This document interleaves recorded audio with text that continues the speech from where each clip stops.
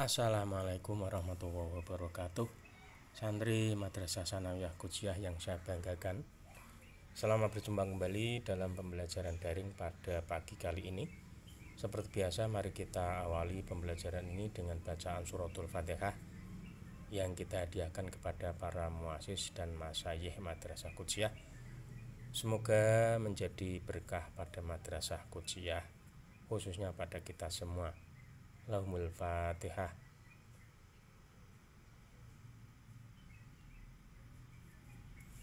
Santri Madrasah Sanawiyah Qojiah yang saya banggakan, kali ini kita akan melanjutkan sub pokok bahasan dari bab pertama tentang objek IPA dan pengamatannya.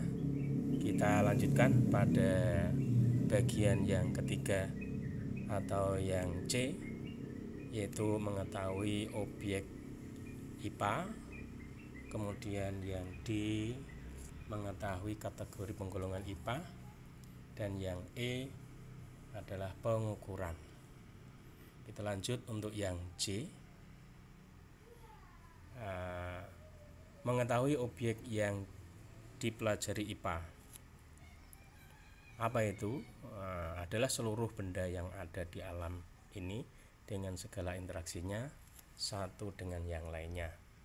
Jadi kita bisa tahu objek IPA adalah segala sesuatu yang ada di alam dan interaksinya satu dengan yang lainnya. Contoh-contohnya mengenai objek IPA adalah interaksi antara akar dengan air dalam tanah. Kita tahu bahwa tumbuhan membutuhkan air untuk proses pertumbuhannya, dalam proses mendapatkan makanan juga. Kemudian contoh yang kedua, interaksi tumbuhan dengan cahaya matahari. Dalam hal ini adalah peristiwa fotosintesis itu. Kemudian yang ketiga, interaksi dengan air dan udara. Seperti yang bisa kalian lihat pada gambar itu, mobil bisa berkarat. Kemudian yang keempat, contohnya interaksi awan dengan bumi yang akan dapat menimbulkan suatu peristiwa fenomena terjadinya petir.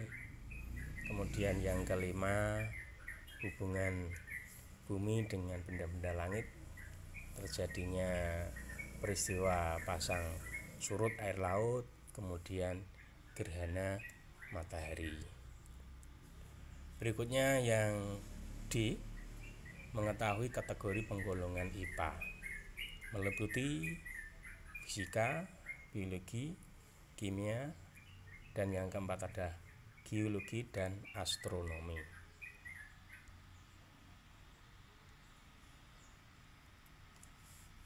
Untuk yang fisika adalah kategori penggolongan IPA yang mempelajari tentang unsur-unsur penyusun alam dan gaya-gaya yang bekerja. Selanjutnya untuk yang biologi, kategori IPA untuk mempelajari makhluk hidup. Kemudian yang ketiga adalah kimia, yaitu kategori IPA yang mempelajari penyusunan dan perubahan suatu zat. Kemudian yang keempat, geologi dan astronomi, kategori IPA yang mempelajari lapisan penyusun bumi, atmosfer, dan Antartika. Bisa kalian lihat untuk contoh-contohnya. Contoh-contoh yang pertama adalah fisika. Ada gambar kelihatan es itu ya. Es itu adalah suatu perubahan fisik ya, dari wujud zat padat menjadi wujud zat cair terkena panas. Kemudian adanya suatu gaya untuk contoh fisika. Kemudian untuk contoh biologi itu yang bisa kalian lihat pada gambar, adanya proses perkecambahan. Ini ada proses hidup di situ ya. Kemudian contoh yang biologi yang berikutnya itu adalah gambar adanya suatu ekosistem laut, interaksi antara air dengan makhluk hidup.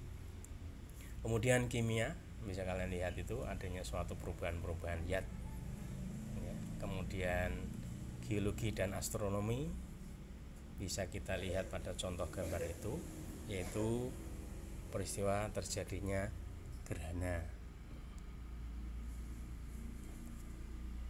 Kemudian yang terakhir dalam bahasan kali ini adalah pengukuran. Apa itu pengukuran?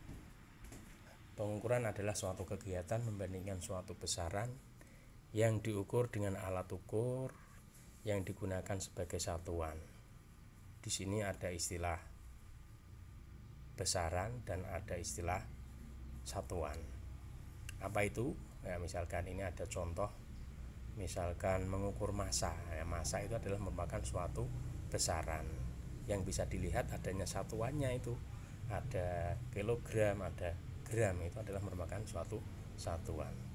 Kemudian itu contoh yang kedua adalah pengukuran panjang, itu juga termasuk besaran yang menggunakan alat ukur mistar. Ada satuannya meter, bisa senti, bisa.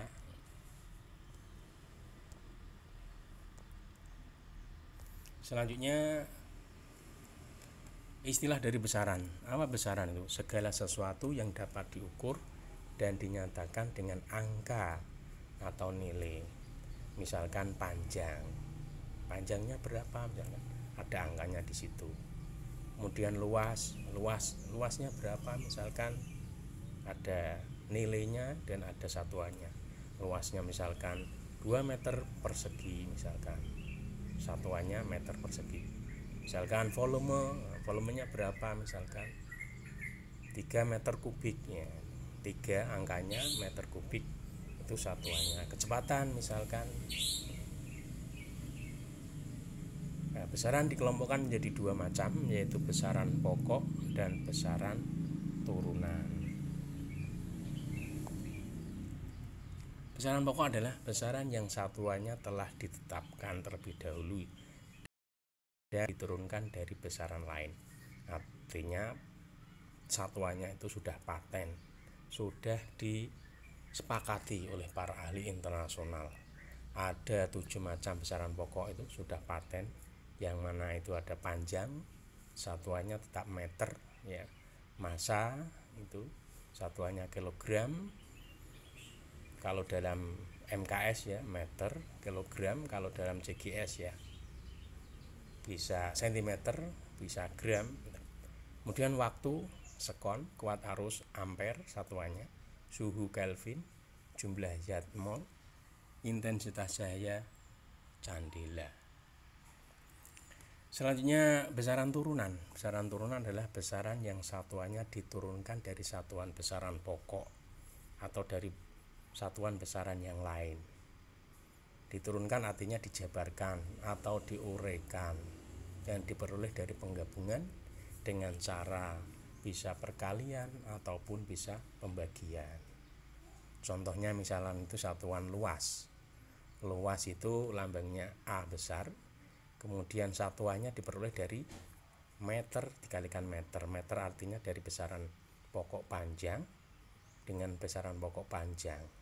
Meter dikalikan meter mempunyai satuan meter pangkat 2 atau meter persegi.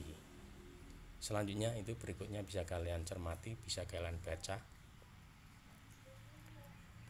Berikutnya adalah satuan. Satuan adalah ukuran suatu besaran yang digunakan untuk memastikan kebenaran dalam pengukuran atau sebagai nilai standar bagi pembanding alat ukur, takar, timbang, dan perlengkapannya untuk melindungi kepentingan umum.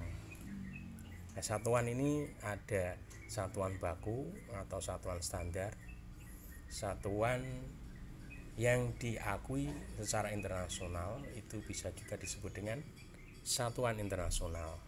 Contohnya itu misalkan meter dari satuan besaran pokok panjang, kilogram satuan dari besaran pokok massa, sekon satuan dari besaran pokok waktu.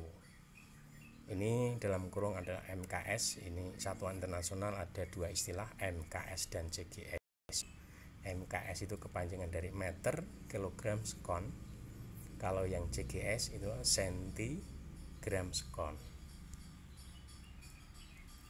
Berikutnya satuan tidak baku adalah satuan yang tidak ditetapkan secara ilmiah, digunakan secara tradisional atau berdasarkan kebiasaan saja.